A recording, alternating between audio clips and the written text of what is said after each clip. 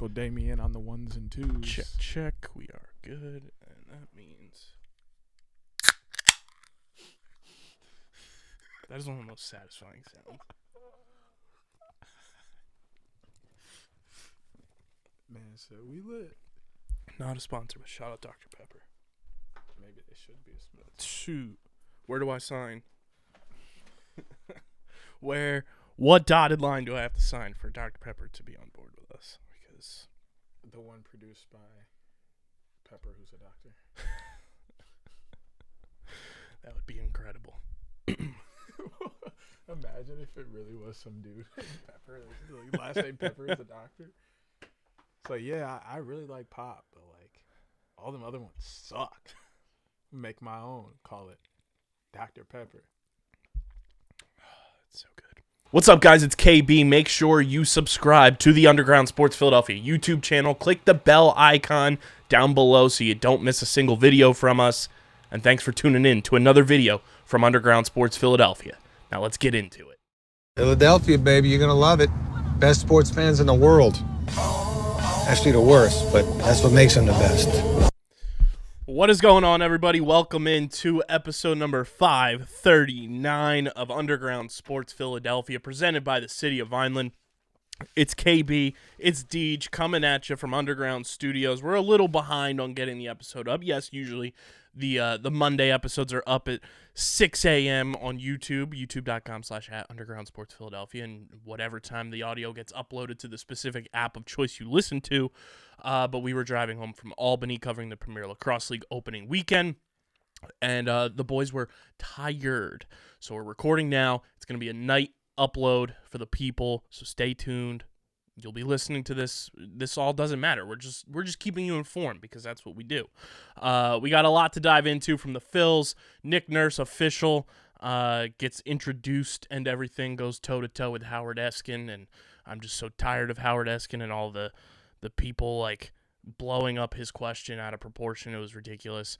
The Philadelphia Union are continuing to go on a tear, and we have a minor update on what the collective company Up to Something season is, so we'll get into that as well. But before we get into it, make sure you're following us on the socials at UndergroundPHI, Twitter, Instagram, Facebook.com/UndergroundSportsPHI, Twitch.tv/UndergroundSportsPHI. I want to say pretty soon we're going to be transforming the Twitch channel quite a bit, so you're going to want to be following us over there. A lot of different content that you're not used to seeing from us should be in the works, hopefully this summer, which is pretty much here. So over the next month or two, keep your eyes peeled over at twitch.tv/UndergroundSportsPHI. Follow the man right here on Twitter at SCS_NextGreat. Follow me at KBIZZL311. Follow Matt at MattCastorina. Subscribe to the podcast feed, Apple, Spotify, wherever you get your podcasts. Leave a 5-star review. It does go a long, long way for helping more people find the show, helps more people get a grip on what Underground Sports Philadelphia is. It brings you to all of our shows because they are under our collective umbrella. So go subscribe, be a friend, tell a friend. It really does go a long way for helping us continue to pump out the best content possible. And of course, subscribe to the Underground Sports Philadelphia YouTube channel, youtube.com/@undergroundsportsphiladelphia. That's where you get full video episodes of this show twice a week, every podcast on our network in full video form.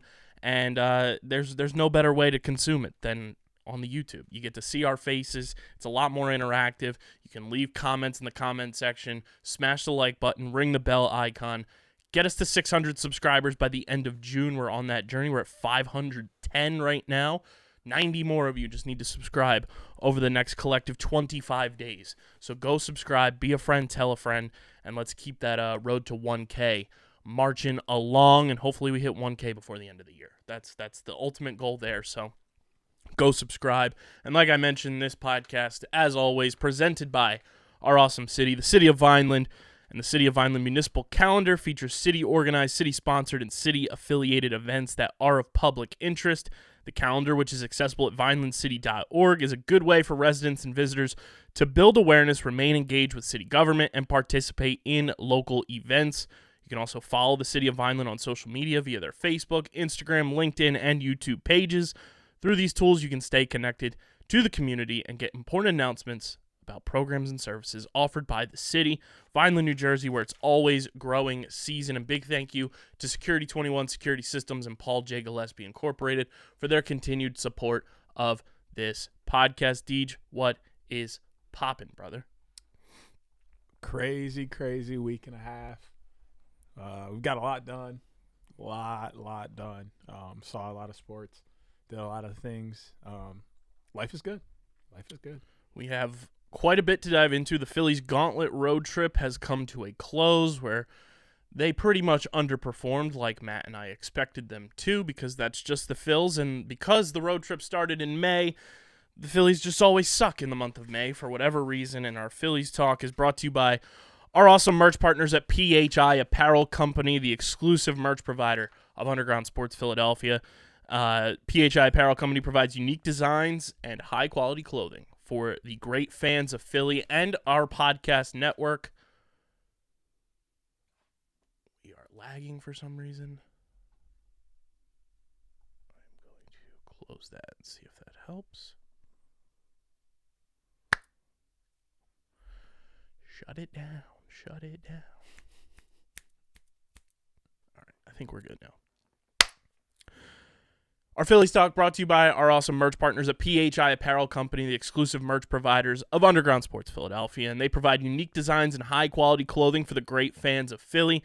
With their original designs for all, there's no doubt you'll stand out in the crowd. Whether you're going to Citizens Bank Park, I'll be there this coming weekend, both days, Saturday and Sunday. Got to be there for the AJR postgame concert, and then doing the tradition with my dad for Father's Day, so we'll be over in the season ticket section for that one. So if you're going to be down at the ballpark this weekend, come say what's up to the boy. Let's take in some AJR as well. Shout out to them.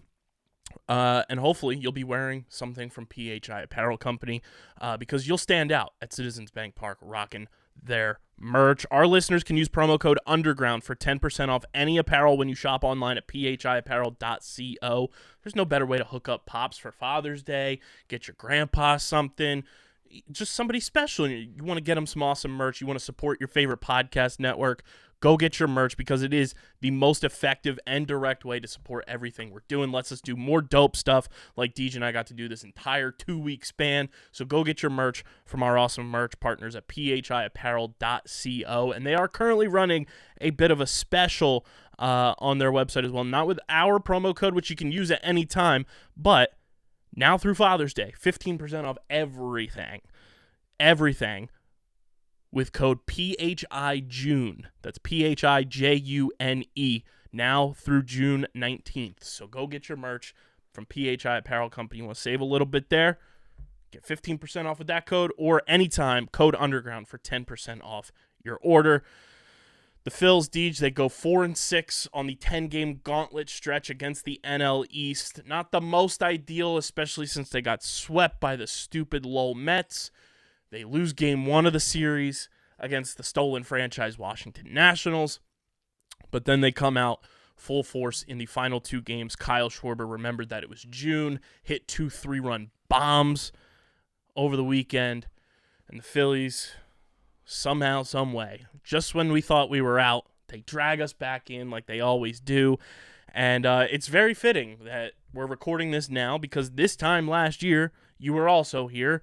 2 days ago as we record this, June 3rd, 2022, Joe Girardi gets fired. We were at the game this time last year when everything started sparking for the Phils, and it just feels like we are in a deja vu land of reliving 2022's Philadelphia Phillies baseball season all over again. They stink in June, slow start in April, and now June's here, and they're starting to tear the cover off the ball. Hey, I mean, maybe it's me. I mentioned this a couple times. No, it's June. It is, in fact, June.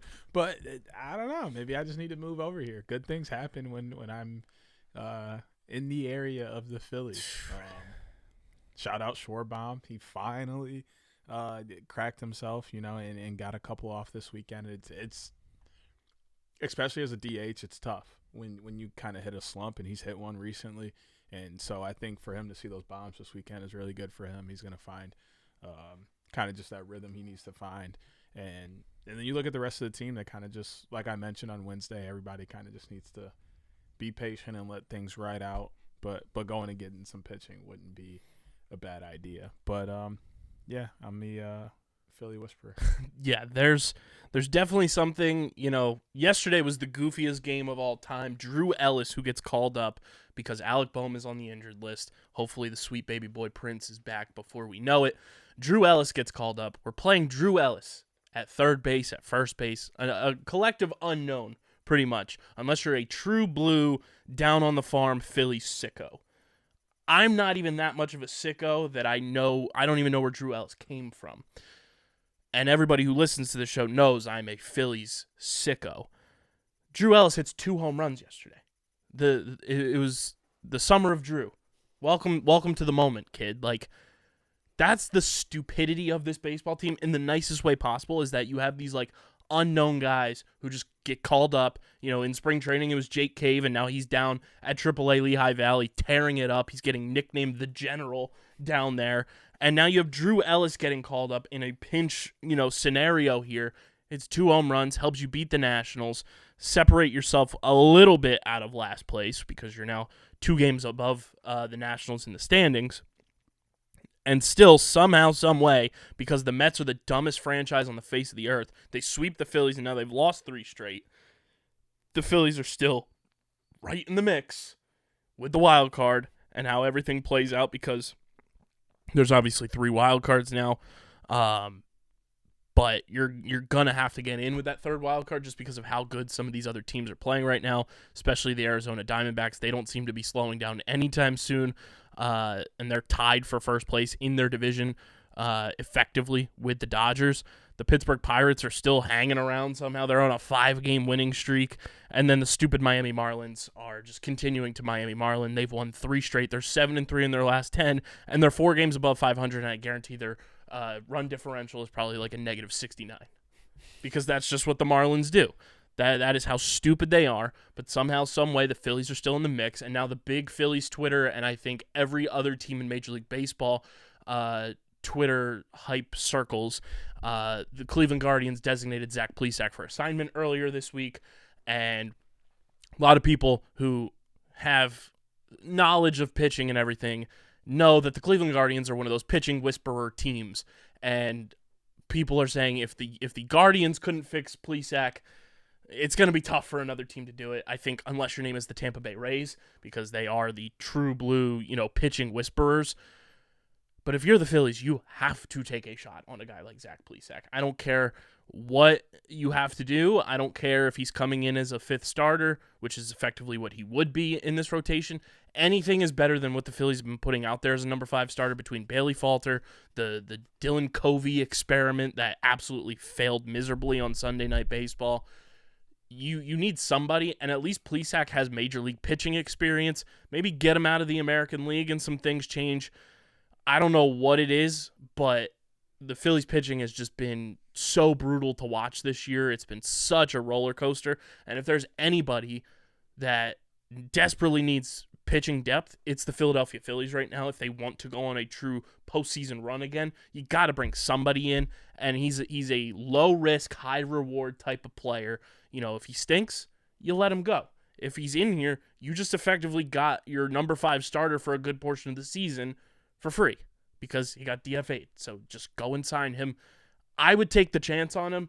Yes, it is one of those things where you're bargaining on a guy figuring things out at this point in the season and having a down year last year as well, so you're trying to have that collective bounce back.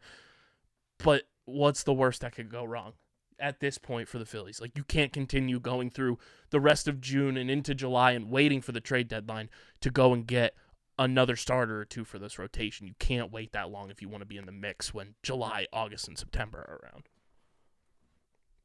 Maybe they don't want to be in the mix. You can't say that. And teams are just throwing them back in there. like you just mentioned, the Mets, they sweep them and then go and get swept. And it's like, that's because the Mets stink. I mean, they aren't the only We just team collectively, since 2014, I think it is, we have like 7 wins against the Mets in that time span. We just can't beat them for whatever reason, and it drives me insane because I hate that organization. They don't deserve any type of happiness or joy, and that's just how it is. It's like, to equate it for the lacrosse heads who might be listening to this, it is the Redwoods just trampling over the Water Dogs every time they play. It's always a battle. It's always high scoring, but in the end, the Redwoods always win. In the end, somehow, some way, the Mets always beat the Phillies. That's tough. It's I do agree though. Like, go sooner rather than later. Maybe don't pinch on Plesac right away in terms of him being a DFA. Like, you do have the option of going and hollering at a few teams and saying, like, hey, what do you want for this guy, and seeing kind of what the options are out there. And then maybe you get one of those guys and you're still able to sign Plesac on a DFA, and then you have two guys to kind of rotate through that position and see who's better, so it's not a full-out loss. And, I mean, Plesac, I think, is a guy, too, that right now, if you had to move him out of the rotation, put him in the bullpen as a swing man, long man type of thing, might be best suited for him to kind of just build his confidence back in a less high leverage situation. I would sign him now. That way you have him. As we just got tagged in a post by the Lacrosse Network on Instagram, so we'll see what that's about. But I would sign Plesac now. That way you're ready to roll. It is about Tom Brady's son potentially playing lacrosse and not following in his dad's footsteps about football. Oh, I guess because they pulled this picture from our Twitter. Brady carrying the lacrosse stick. That's funny. Shout out to TLN. Shout out to Poolskis. But yeah, I would sign Plesac now just because he's out there, and there's going to be somebody put a graphic out there. I'll try to put it in on YouTube as well, where they put the 29 other teams having at least one fan saying to sign Zach Plesac and tagging their favorite team in the tweet or hashtagging their favorite team in the tweet.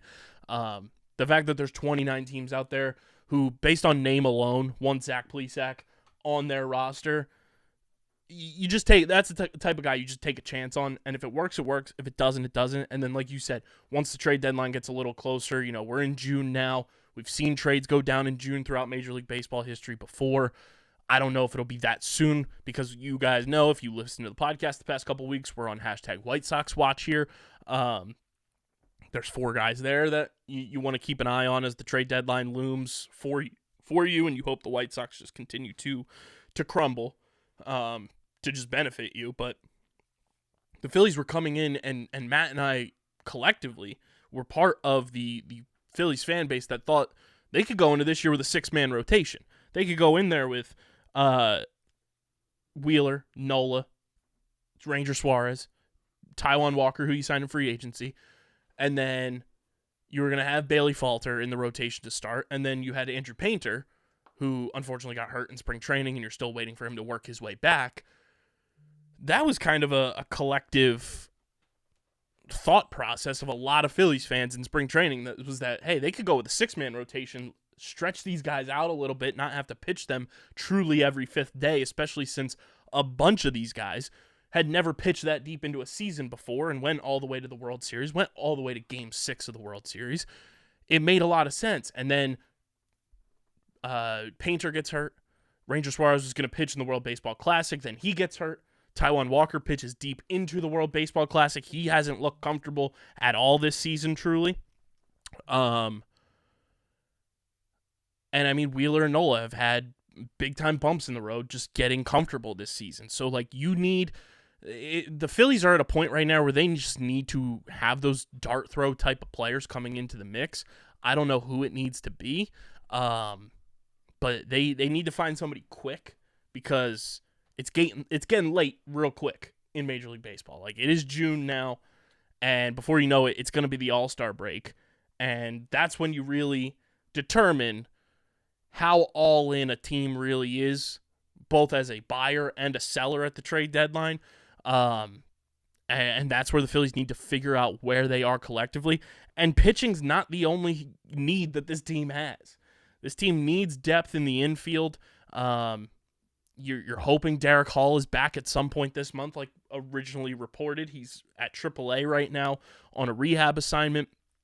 So you hope he's back soon, because then you actually have somebody who's a legitimate first baseman. And that's not to diminish anything Cody Clemens has done for this team, because he has been way beyond advertised as he's gotten called up to play in spurts at first base, and he's been phenomenal for what Cody Clemens is as a projected player and what he's been this season. He's been a godsend in a lot of games. So the fact that he's been able to kind of man the ship there, but you've also had to play Alec Boehm out of position more than 50% of the season, and that's not ideal for this baseball team to have Alec Boehm playing first base where a lot of people want him to play.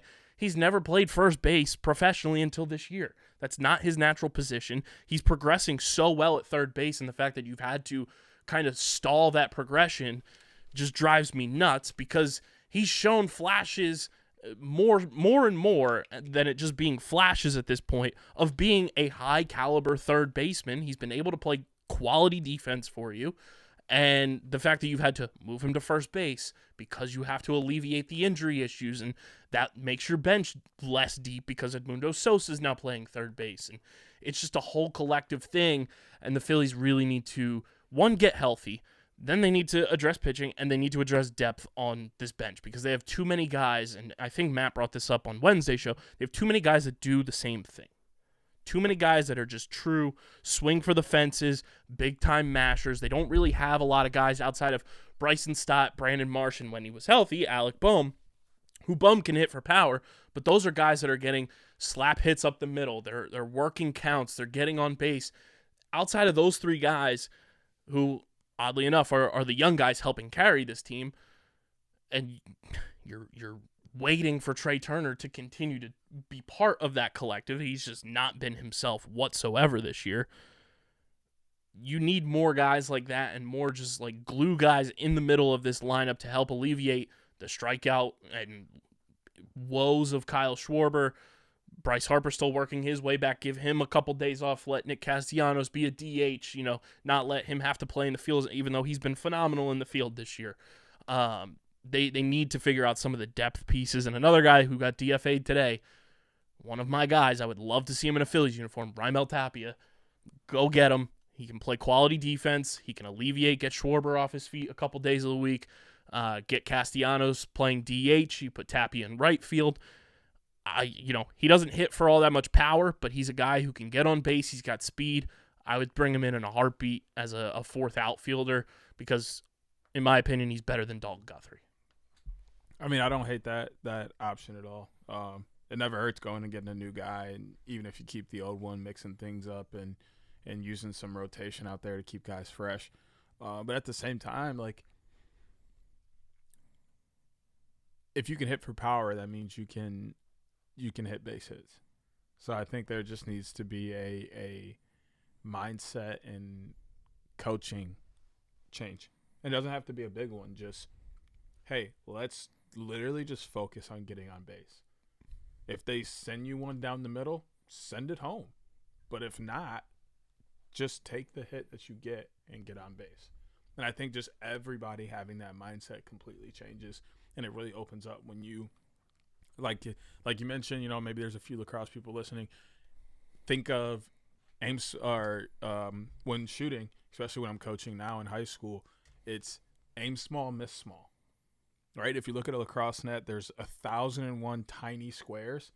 If you aim for one of those tiny squares, you're bound to make it. You're bound to score, because you're aiming for the smallest portion. So if you miss that portion, you're going to hit the larger portion of squares, which is still the net. When you aim for a large portion like the corner and you miss, you're going to miss big, and you're going to miss the net entirely. Same thing here. Everybody's swinging for the fences. So when they hit well, and it goes out of the park. But when they don't, they miss big and they swing out. So it's take the smaller steps, use it for what it is, get on base, and then go from there. And then fielding is fielding. It's not always easy to field, but that's also, to me, a matter of reps.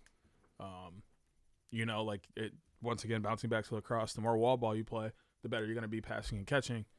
Come to baseball, the more ground balls you take, the more pop flies you look at, the more cutoffs you use. All of those things matter, and that's how. And it's going to turn into reflex.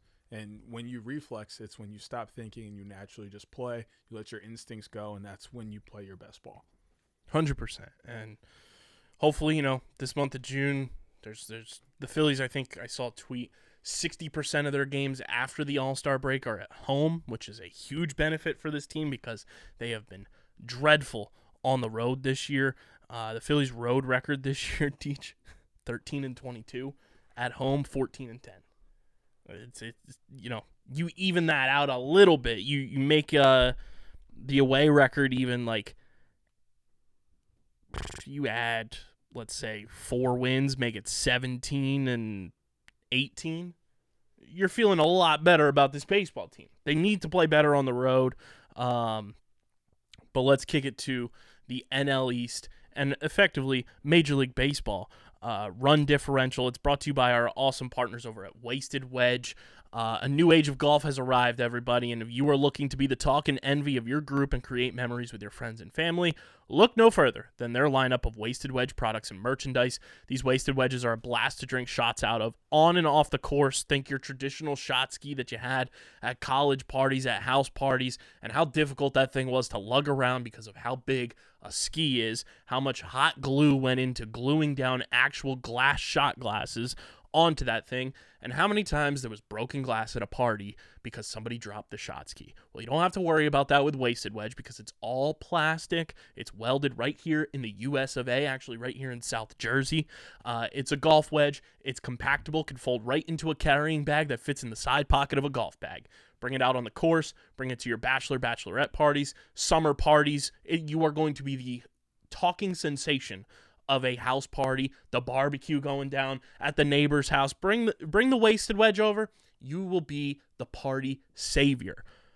These Wasted Wedges are a blast, and you guys can check them out at wastedwedge.com or find them at Wasted Wedge on Instagram and Facebook. That's Instagram and Facebook at Wasted Wedge. Be sure to follow them, comment on one of their posts, let them know that you're coming from Underground Sports Philadelphia, show them some love, check out their website, buy some products for the summer, bring them down to the beach.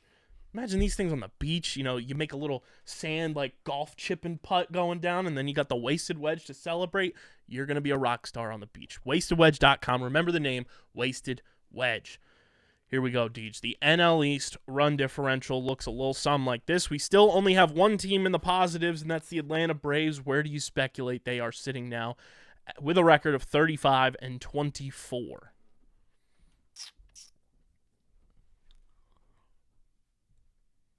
Plus 27.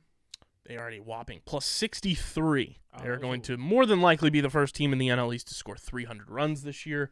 But that's because they are 20-10 on the road and 15-14 at home. So if you want to play the Braves, you want to play them at home, not on the road.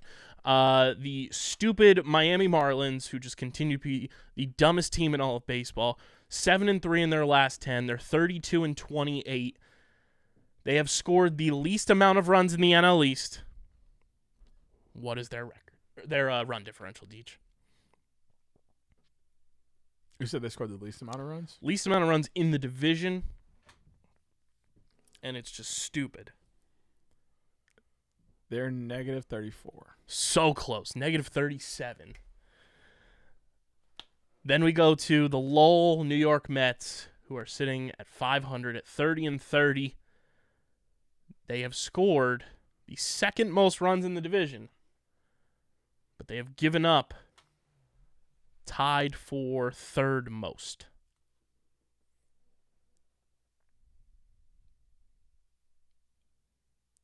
Negative 56. I wish, because they'd probably be a way worse team. They're negative 12. They're the most mid and average team of all time. Then we move to the Philadelphia Phillies, who have scored 252 runs this year, sitting at 27-32. 252 runs is second least in the division, only by 1 run. So hopefully the offense is starting to come to life a little more. But they have given up the second most runs in the division this year. Where's their run differential? Negative 41. Thankfully, it's not. It's a little better. It's negative 36, though. So they need to still work on that. Score some more runs. God damn it. Stop giving up runs, boys. Stop giving up runs. Then we go to the stolen franchise, Washington Nationals, 25-34. They have given up the most runs in the division this season, but they have scored the third most runs, only by one, in the division this season.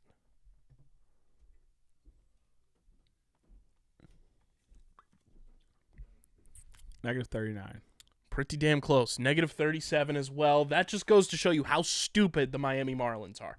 The Marlins are 32-28 with a -37 run differential. The Washington Nationals are 25-34 with a -37 run differential. Make that make sense to me. If you or somebody at home know how to make that make sense, because the math is not mathin' for how bad the Nationals are and how stupid the Marlins are. A win is a win. Sure, but it's still dumb.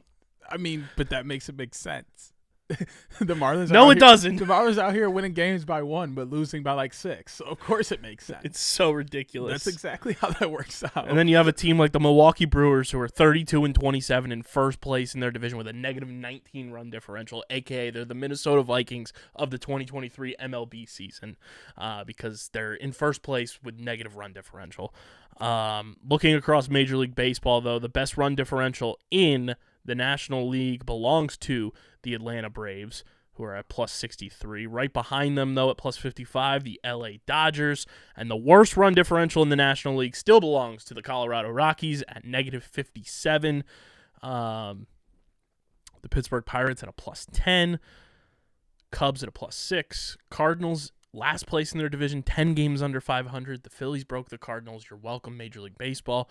But they have a +3 run differential, even at 10 games. That's equally as stupid as the Marlins. 10 games under 500, scoring more runs to stay positive. The Marlins 4 games over 500, and they're in the dumpster with their run differential. That's, as the great Jason Stark says, baseball. That's baseball. Looking at the American League, the Texas Rangers, I believe, yes, the Rangers, by far and away, best run differential in all of baseball, +152 on their way to 400 runs scored probably by the end of this week. Every team in the AL West has a positive run differential except for the Oakland A's, Deej. What is the Oakland A's run differential as they sit at 12-49? 196. They wish. -212. Okay, I know that they beat the Braves a couple times. Which was great. That was fantastic. They took a series from the Braves, and that was just beautiful. Yeah, but I didn't know how well they did in it. I just saw that they won, so I was. That's the outlier to their season. Yeah, but like, it's great. -212 is kind of impressive at the same time. You have to be bad to do that, but like impressively bad. Yeah, it's almost like you're trying, but we know you're not. It's like it's nice. Brutal. And then every team in the American League East has a positive run differential. And then checking in on your AL Central, the Twins, 31-29, +45 run differential. Your Detroit Tigers, who are in town this to kick off this week, as Matt Vierling and Nick Maton will get their National League Champions rings. Tigers sitting at 26-31 with a -64 run differential. And no offense to you, I really need the Phillies to sweep them. Hey, do what you got to do, man. It doesn't look like we're having, honestly, for us, we're having a better season than we've had in the last few years. So, like, as Tigers fans, we're actually pretty happy, and we see kind of the light at the end of the tunnel. There's some things we can do in the next couple of years to be back where we used to be, but it's not going to happen this year. We're already, we're still, 6 or 7 games out of the last wild card spot. And, I mean, it's all jumbled up. Everybody's just as good as everybody else. And by that, I mean mediocrely bad.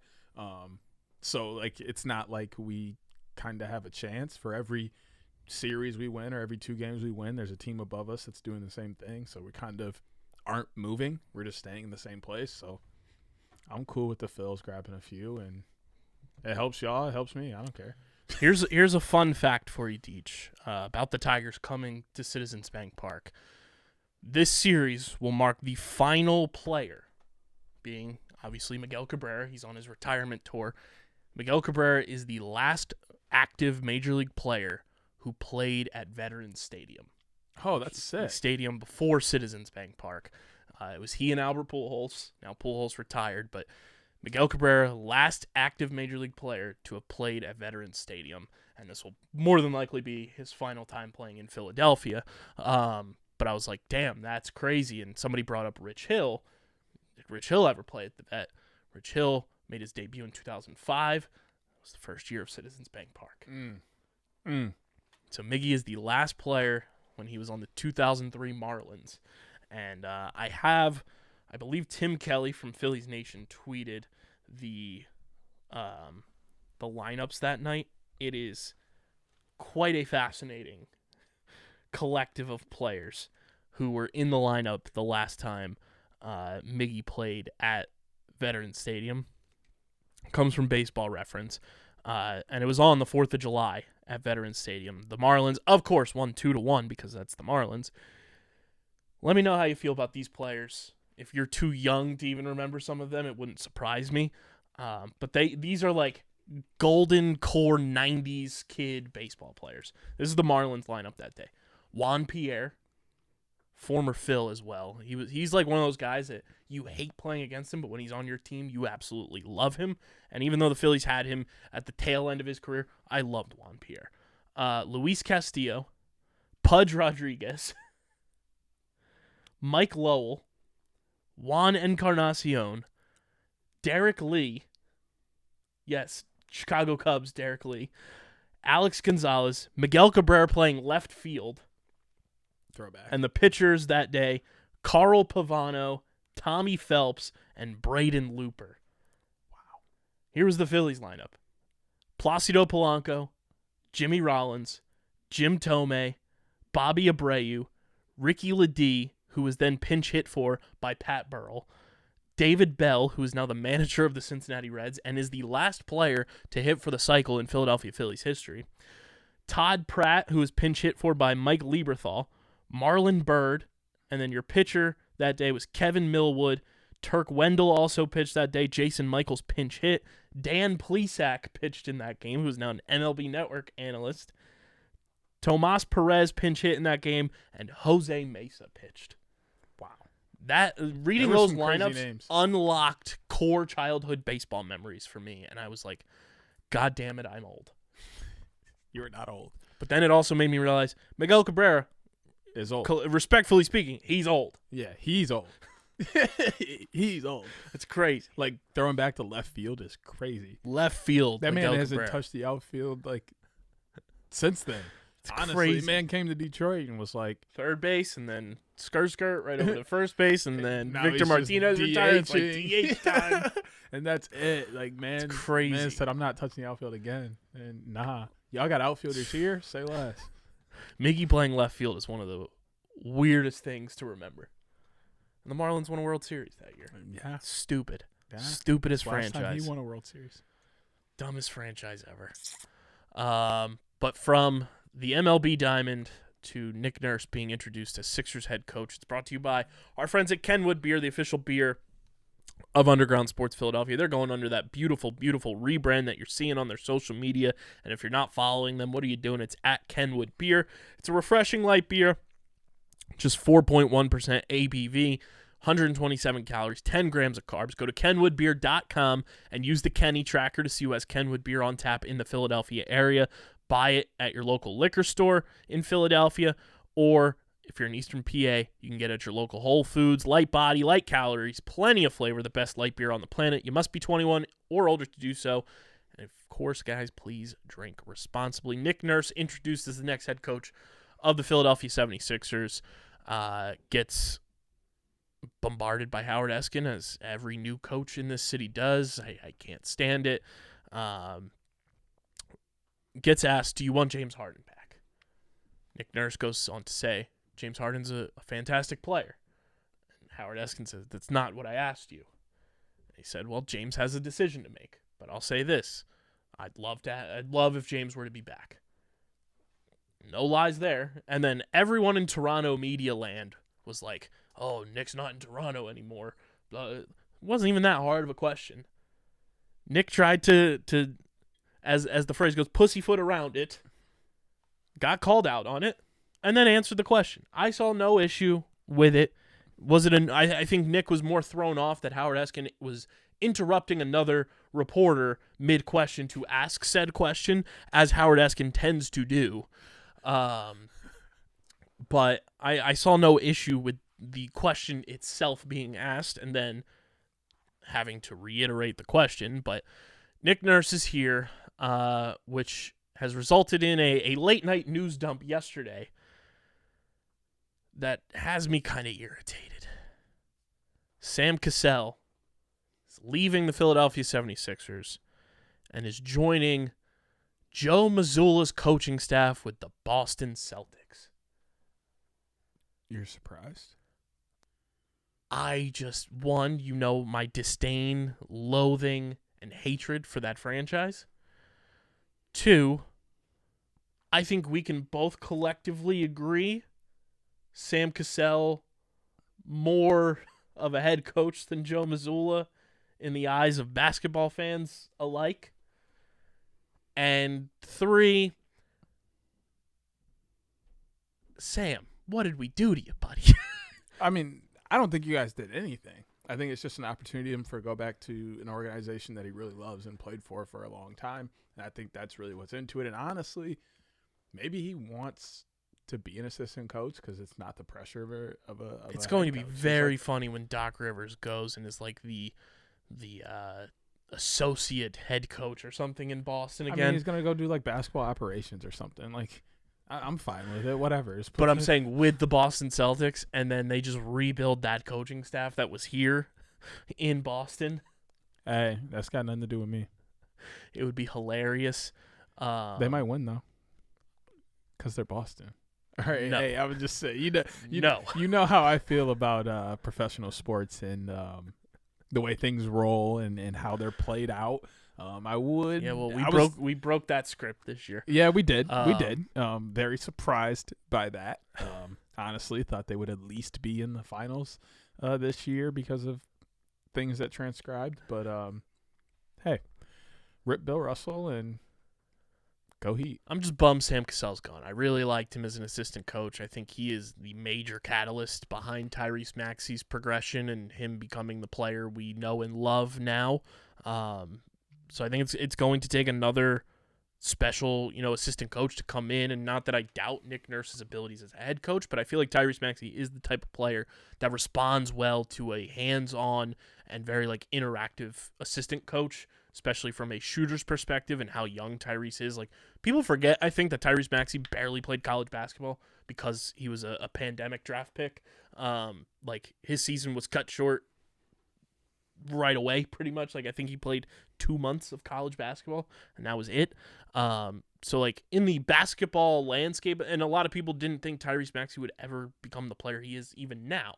But he's developed into a core piece of this Sixers team, and I think you just need another very hands-on, very interactive assistant coach to just help him take that next step that I think a lot of people think Tyrese Maxey can take. I think he has the skill set to do it. I think he can be a perennial all-star in this league when his time comes for that.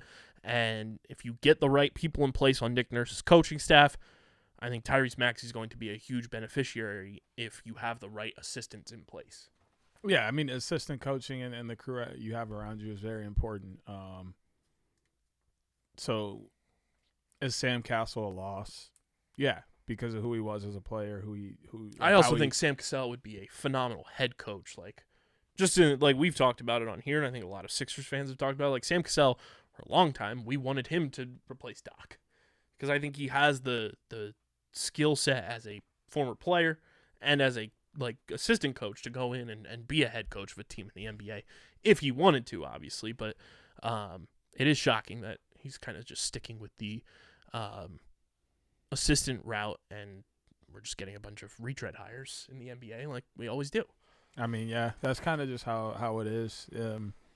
I mean, you kind of see it even in the college level for certain sports and stuff. Like, coaching is a crew almost. Like, if one guy leaves, you should expect his other guys to resign and go with him, and he's going to sign him where he goes. Like, that's kind of just how it is. It's familiar for them. They know what works. It's easy for them to schedule things out because they know exactly how everyone works, what they do well, how they want to do it.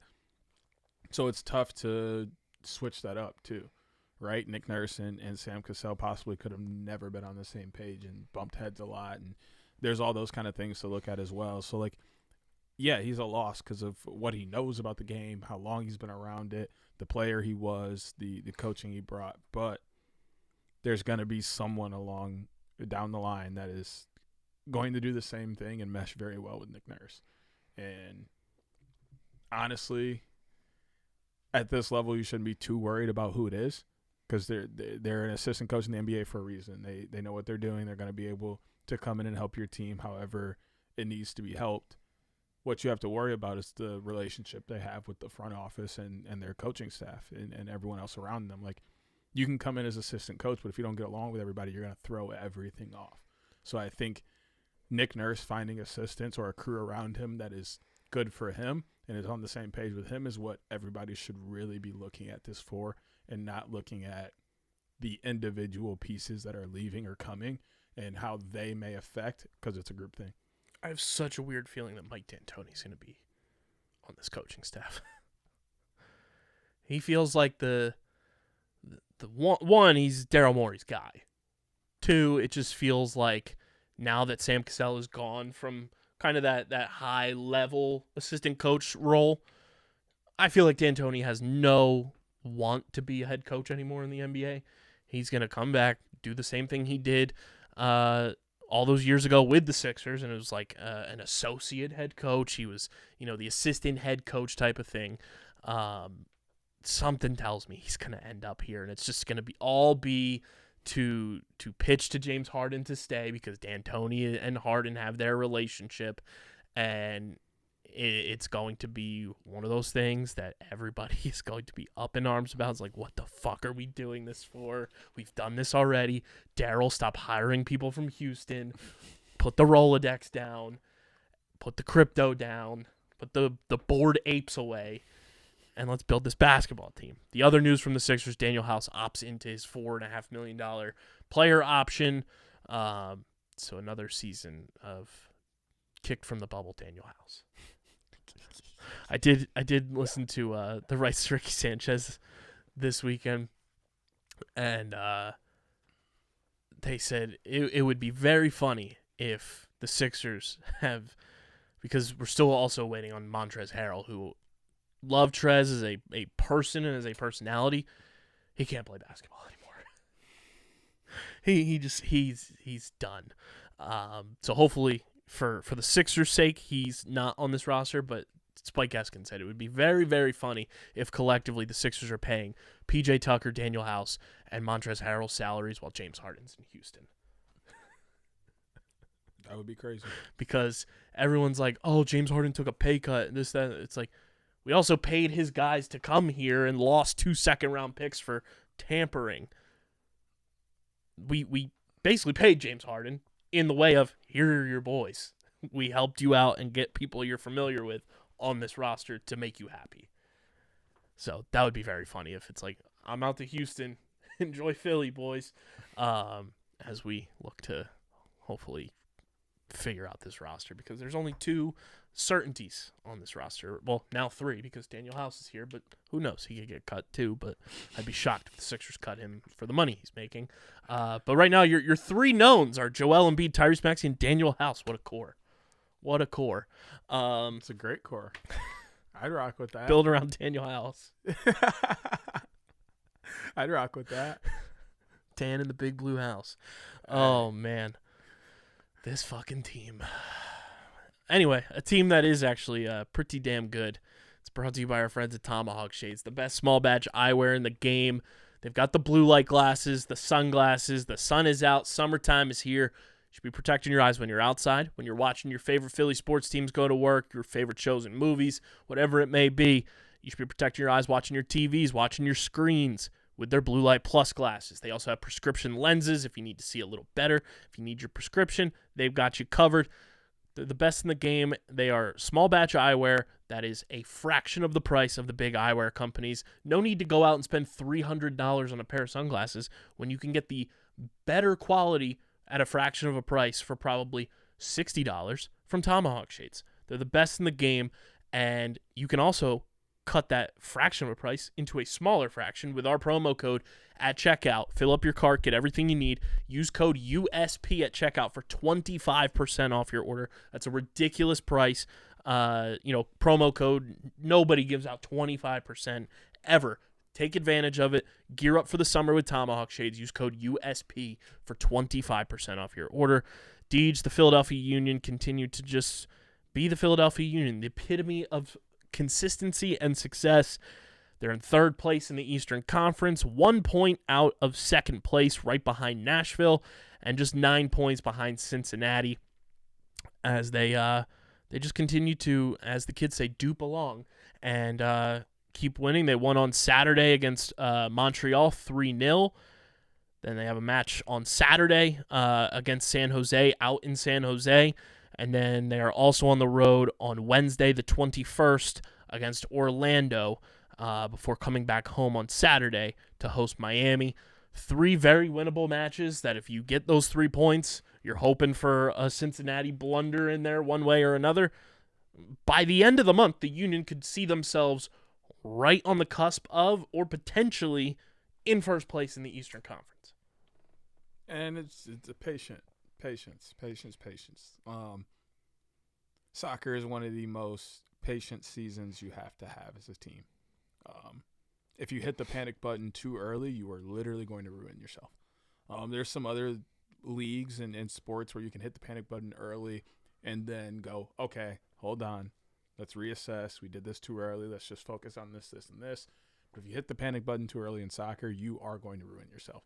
You're going to make too many decisions at that moment that will then cost you 2, 3, 4 games in a row, which then you almost can't come back from because soccer teams find momentum in crazy ways. When a soccer team has momentum, they're scoring 3, 4, 5 goals a game. They're only giving up 1 or 2, and they're beating everyone in their way. You look recently at Philadelphia Union scores in the last month and a half, I think it was. I think they've only tied once or twice, and then every other game has been a 3-0 win, 3-1 win, 4-2 win. Like, who is stopping this team at this moment? Nobody. It sounds like they're really beating themselves in some of these ties, which they're not even losing these games. They're tying these games, but that's not a win. So to them, it's like, okay, if we don't do this, we don't do that, or we make this play here, that's a win.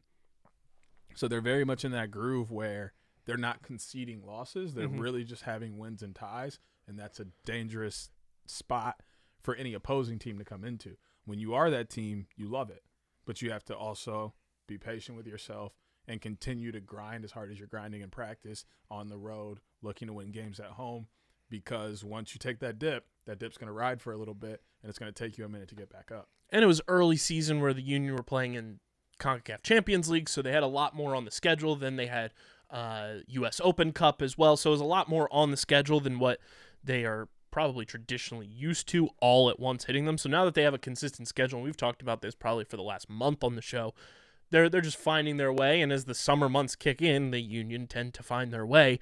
And this stat was put out by MLS on Sunday morning. In the last 20 home games, including the playoffs, the largest goal difference in any span belongs to the Philadelphia Union. In the last 20 games at home, including the playoffs for the Union, they have scored 61 goals and have only conceded 11 goals for a plus 50 goal differential at home over their last 20 home games. That is crazy. I saw somebody quote tweet that and say, I fell asleep, woke up to this, and I thought I missed the craziest soccer game of all time because the way it looks like a score template, which would be bonkos. That is a crazy stat, though. And, it goes without saying, the Union have the best goalie in all of MLS with Andre Blake. He is an absolute brick wall. There's a reason his nickname is Brick Wall Blake. The defense in front of him is phenomenal. And then they just find a way offensively.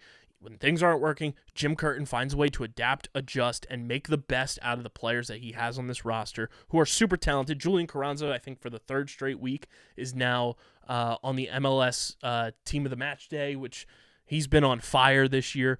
The Union are just on a trajectory to just find themselves making another run deep into the playoffs, potentially get back to the MLS Cup.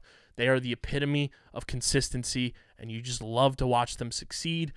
One way or another, we are going to get down to a Union game this summer because I've never been and I need to experience it. I would love to do a parking lot podcast from a Union game because you've been to that stadium a number of times. You know how gorgeous the landscape is out there. And those tailgates, my friend, just from pictures and videos I've seen, get absolutely bonkos. It's unreal. And they get so crazy that last summer, minority owner Kevin Durant showed up to tailgate with the Sons of Ben. That's how fun they get. Need to just be indoctrinated into the Union, like, fandom culture. I mean, that is just soccer culture, football culture. Like, and then you pour, like, Chemical X, which is just Philadelphia fandom onto it, and it's the Powerpuff Girls. Get out of here. But, like, no, it's fun being at soccer events, whether you're inside or you tailgate before. Like, just the whole experience is exciting. And I haven't been to a game for a team as good as, the Union. Detroit City, my squad back home, had a fantastic year last year, made the playoffs, and all that jazz. But this year we're like 1-8-2 or something like that, and we're just getting roasted everywhere. So, like, it's not even as fun this year. But even those tailgates are crazy. And then we all walk over to the game together because the tailgate isn't right outside. Because that's the best thing I love about Detroit City. Their stadium is in the middle of a neighborhood because it's a high school football/soccer stadium. So it's just like, boom, there you go. And it's just like right there in the middle of a neighborhood. And we start off at a restaurant that's kind of more open, has fouling and all that kind of stuff. Starts there, everybody has a good time, and then you walk over together and they like shut down the whole street so everybody can pass by and everything. Like, that's just a part of it. So I can only imagine what it's like here for a Union game with all these crazy sickos around here. Well, we were at, no free ads, but shout out Chickies and Pete's during championship weekend for college lacrosse, and the English soccer club Luton Town were playing on one of the TV screens, and I meant to show you this then. Have you seen the picture of the entrance to their stadium as they are now being promoted to the Premier League? This is the entrance, one of the entrances to their stadium. It is smack dab in the neighborhood. Like, the way it looks, you would think they dropped a stadium from the sky just in the middle of a neighborhood, and that's where they play soccer. I mean, it's sick. I mean, like, literally the same thing, because, like, the school isn't next to this football stadium. They have their administration building and then the football/soccer stadium. So, like, you walk through and, like, you see all these people, like, looking at you from their porches or, like, their windows. You just walk through and then you're just, boom, there's the stadium. That's an aerial view. It's, like, that's crazier. It's wild. Like, it's a big stadium. Like, that's nuts. But, like, it's kind of just the same vibes. Like, your house is right there and then soccer match going on. Yeah. That's absurd. Literally, yeah. And you got bang, boom, ba, boom, and people are cheering, and like it's crazy. But like it's the same kind of vibes. Love it. Can't wait to hear Matt and Dom talk about that promotion on Top Bins this week. And it just so worked out they didn't have an episode this week, so their 100th episode will be leading into the Champions League final, which is chef's kiss. Just like how 100th episode of Get in the Hole was going into the Masters. It's a perfect blend, and Top Bins will now be the next podcast, not this week, but next week, to hit 100 episodes on the network. So go check them out for more Premier League, Serie A. Dom, I'm sure we'll have a whole soliloquy for Zlatan Ibrahimovic retiring, where he said he can't wait for his Eras card to hit on FIFA. So definitely go check out Top Bins. And make sure you guys keep tuning in to our podcast because, like I mentioned last week or the week before, it is officially up to something season here at Underground Sports Philadelphia, which doesn't deter from any of the podcasts on our network. If you're going to be in Columbus, Ohio on June 16th and 17th, I believe are the dates. I'm double checking right now to make sure I don't sound like a complete bozo. June 16th and 17th. One, we want you to come out to the Premier Lacrosse League weekend. That's number one. Please. Number two, especially if you're coming on June 17th. We've been made privy to some information. Don't know if we can actually say this or not. Those games are being ticketed separately. Buy tickets for both games because you are going to want to have time in between both of those games to hang around the stadium, more specifically the Premier Zone. We are doing a live podcast. This is the scoop right here on Underground Sports. I felt it was right to do it on the flagship show. You'll get it on OTB as well. Live podcast from the Premier Zone in Columbus, Ohio with the boys. Maybe some special guests rolling through the Premier Zone. We are trying to make this as big of a function as possible. So if you live in the Columbus, Ohio area, June 17th specifically, we want you to go to PremierLacrosseLeague.com, buy tickets for both games. First game's at noon Eastern. Second game is at 7 Eastern. Buy tickets for both games so you can stay in the stadium and come to the live pod in the Premier Zone in between the games. You won't want to miss it. We're hoping that we get like an hour to be live and hang out with the people. We're going to be inviting fans on the show as well throughout. Come to Columbus, Ohio, Premier Lacrosse League weekend, specifically June 17th. Buy tickets for both games. It's going to be bananas. This is our first live podcast for Outside the Box in show history. So we want to make it big. Come on out. Let's make it a party. Be there. Like, I know I got a few people over in the area that are listening. This is the chance for Midwest to really pop out and see what I do when I do it, and come out, have a good time, show how good Midwest lacrosse is, show how much we like this sport so we can get a team to settle on down. And then maybe we do this more often if it's such a good turnout, Yeah, that's the thing too. Like, we need you to come out and support this. If you're in the area or close enough, you're on the fence about buying tickets, buy tickets. Because the more successful that this is, the more of an opportunity we'll have to work with the league collaboratively to potentially do more of these live podcasts from the Premier Zone. Like, there's nothing I would love more than in my city, championship day, to be doing a live podcast in the morning in the Premier Zone right before the championship game. That becomes a possibility if you guys pop out for this. Pop out for any other live pods we're able to do throughout the PLL season that we get granted the access and ability to do. This is the first step. Come out, come support the boys, come support independent media. This is the type of stuff that if you're a fan of what we do, and if you're a fan of what our company does content-wise, this is a huge way to support us. So come out, specifically June 17th, but if you want to come both days for sure. But buy tickets for both days because they're ticketing the games separately.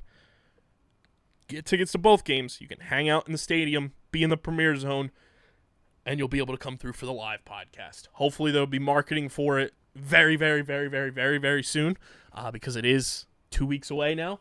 But we're very excited. Big thank you to Mike Rabel for allowing us to do this. Once we get even more details, we will let you guys know on this show and on OTB, so go subscribe to the pod. Follow us at Underground PHI because our social media channels will be the instant way to find out information. And coming to the live pod, outside of buying your ticket to the game, it's free. There's no fee to come see us.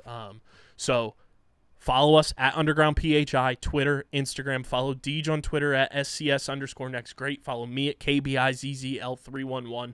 Facebook.com/UndergroundSportsPHI, Twitch.tv/UndergroundSportsPHI. Follow at OTBLaxPod as well on Twitter and Instagram. Subscribe to the podcast feed, Apple, Spotify. That also really helps for more of this stuff to happen. The more you subscribe, the more you leave 5-star reviews, the bigger and better this show gets. It's free to subscribe. Go subscribe, be a friend, tell a friend, and subscribe to our YouTube channel, youtube.com/@UndergroundSportsPhiladelphia. We need to get to 600 subscribers by the end of June, if not sooner. So go subscribe, youtube.com/@UndergroundSportsPhiladelphia. And if we get to a certain number of subscribers before Live Pod Ohio. We'll release the video. We'll have it recorded, and we'll put it on the YouTube channel. But you need to subscribe. YouTube.com/@UndergroundSportsPhiladelphia. Smash the like button, ring the bell icon, comment down below, and get hype for Columbus, Ohio. This is our first live pod out of our region for Underground Sports in general. So very, very excited. Again, big thank you to Mike Rabel for hitting the OK Go button for us. Go get your merch as well, phiapparel.co, code underground for 10% off any and all merch orders. That's an effective way to support us financially if you want to. It goes a long way for helping us continue to grow, so go get your merch, support us. And, of course, this podcast is presented by the City of Vineland, and whether you are a company looking to expand, relocate, or are a new business startup, selecting the right location is critical to your success. Vineland, New Jersey offers both an affordable business location and an excellent quality of life. The city's economic development department is a one-stop source for moving your project through the development and approval process. Their goal is to make this process as smooth as possible and to provide the fastest turnaround times in the region. If you are considering potential locations for your operation, contact the Vineland Economic Development Team at 856-794-4100. That's 856-794-4100. Vineland, New Jersey, where it's always growing season, and Up to Something season here in Vineland is still ongoing. So stay tuned for more updates there. And, of course, big thank you to Paul J. Gillespie Incorporated and Security 21 Security Systems for their continued support of this podcast. But this has been episode number 539 of Underground Sports Philadelphia. For Deej, I'm KB. See you live on Wednesday night. Who the hell knows what's going to be going on in the Philly sports world. But until then, we're getting the heck up out of here, and we are signing off. Peace.